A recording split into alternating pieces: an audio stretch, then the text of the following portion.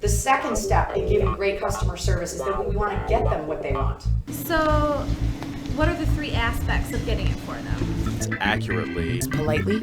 Enthusiastically! The first is accurately. I cannot stress this enough.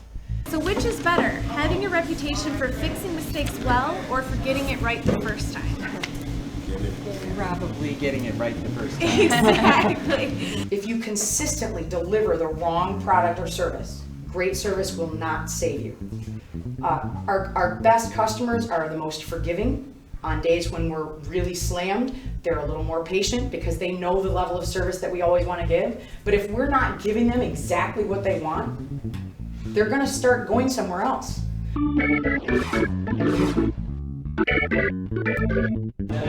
To be polite is all, it's just all those great words that everybody's parents taught them. Say please, say thank you, say sir and ma'am. We use sir and ma'am generally for kids too because we wanted to make sure that we're erring on the side of being overly courteous as opposed to underly courteous. Again, we err on the side of being too polite, so we will call a 14-year-old boy sir.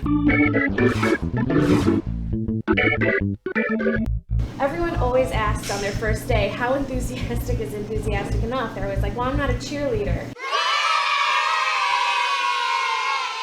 Every time I answer the phone, people are like, oh my gosh, you are so perky. Like, how do you answer the phone? But good morning, thank you for calling. But they love it, and then they get perky, and they're like, oh my gosh. Yeah, I guess I never even thought about it, but we do smile on the phone, and it's probably part of like that initial training when we bring in people to work on the phone that you find yourself smiling. You find that it comes through on the phone, and it absolutely does.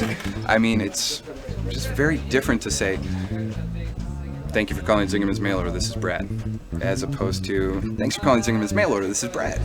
And you can't help but your inflection and your tone, and that comes through on the phone to the point where you can see anyone taking an order on the phone and they'll be smiling the entire time. I mean, you can't do it any other way, and I don't think anyone here would be comfortable doing it any other way. When the customer leaves the interaction with us, we want the customer to think they were the best thing that happened to us that day. And it's not a joke, it's not a figure of speech, we really mean it. Enthusiastically, we actually added, thanks to some helpful staff who showed us that it was possible to say all the right words and make it really clear you didn't mean it.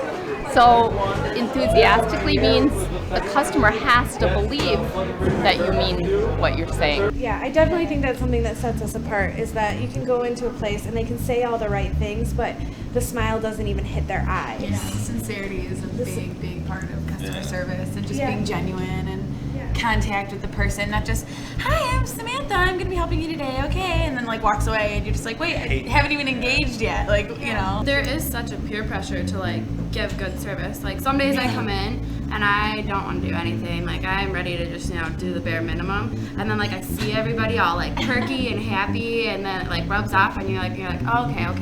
Like I get that customer on the phone that's all needy, and I could be lazy, but then I'm like, no, like I'm gonna do it, and like it really, like by the time I leave my shift, I'm in a good mood.